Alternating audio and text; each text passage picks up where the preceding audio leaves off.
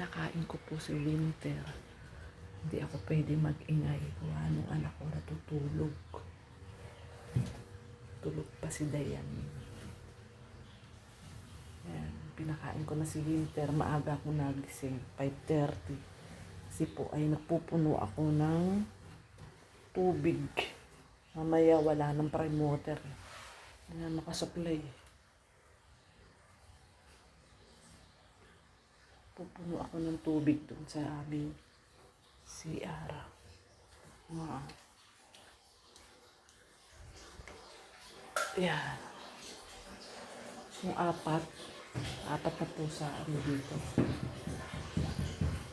Iikot ako doon mamaya. Yung mga abot at internet. Pupuno ako ng tubig.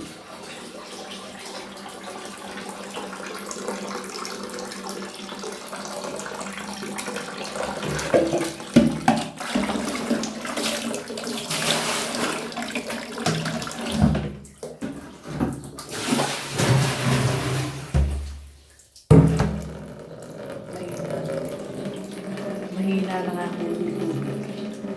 Mamaya yung mga 6:30 wala nang tulo. Kaya obligasyon ko na gumising ng maaga, magpuno.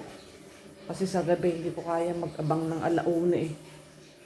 Ayan, kakagising ko lang. Wala pang mga suklay-suklay, wala pang hila-hilamos. Iintay kong mapuno yung mga drum doon, tsaka timba sa taas. Meron na.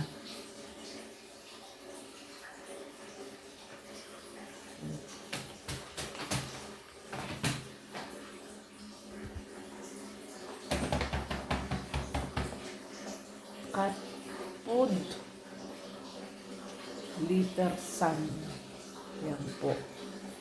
Ang aking mga pusa dito. Ang pusa namin ay 5. Mamaya, mag-general clearing naman ako. So, ulisan ko ito. Tapos na ito.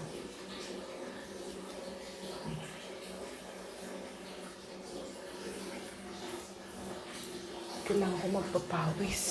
Medyo kakaiba na nararamdaman ko eh. Iniintay ko lang yung maxi card ko. HMO. Papacheck up ako. Every 6 months napapacheck up ako ng thyroid ultrasound, breast ultrasound, whole abdomen ultrasound, transvaginal ultrasound, at saka po magic 12 x-ray. Yan. Every 6 months po yun. Iniintay ko pa yung HMO. Ang sa gayon ay wala na akong babayaran. Maliban na lang kung may resulta, nakita, tapos gamot. Yun po. Yun lang po. Salamat po at isang pagpalang araw. Bye po.